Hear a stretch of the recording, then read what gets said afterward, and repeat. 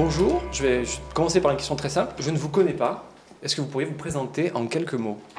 Je m'appelle Toussainte Calabrese et professionnellement je suis clerc de notaire. Est-ce que vous pourriez me parler de votre engagement politique? Pourquoi un engagement politique? Alors l'engagement politique, je l'ai depuis 1973, c'est-à-dire très jeune. J'ai pris la carte du Parti Socialiste alors que j'avais 18 ans. C'est quoi Perpignan et c'est quoi pour vous Perpignan? Perpignan, c'est d'abord la ville où j'habite. C'est la ville où je constate régulièrement le mal-être de la population. C'est avant tout ça Perpignan pour moi. Je suis élue sur un canton qui est très difficile, c'est le canton neuf de Perpignan, où on a des cités HLM qui sont très nombreuses. Et effectivement, au sein de ma permanence, parce que j'ai une permanence donc sur ce canton, je peux me rendre compte, et ça de manière journalière, de la difficulté des gens de cette ville, et plus particulièrement de manière professionnelle aussi, puisque chaque jour je reçois des gens qui sont dans la difficulté. Qu'est-ce qui est gratifiant en politique?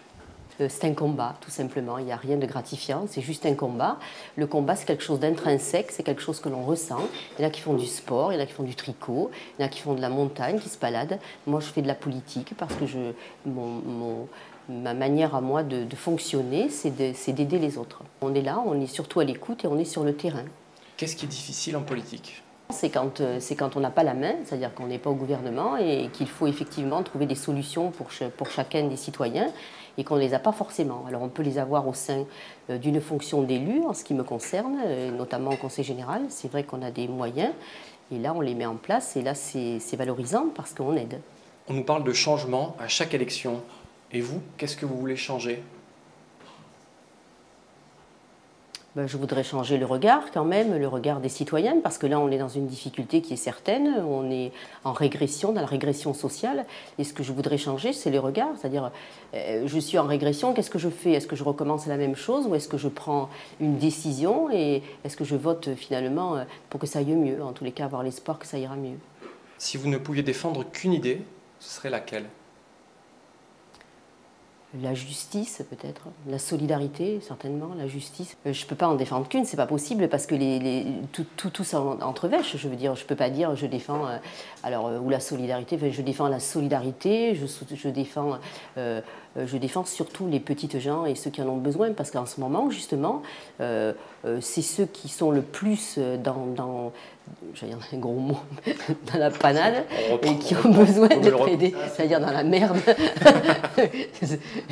Je trouve pas autre chose à dire parce que finalement, employer les euphémismes maintenant, à l'époque où on est maintenant, dans la situation où nous sommes actuellement, il n'y a plus d'euphémisme, quoi.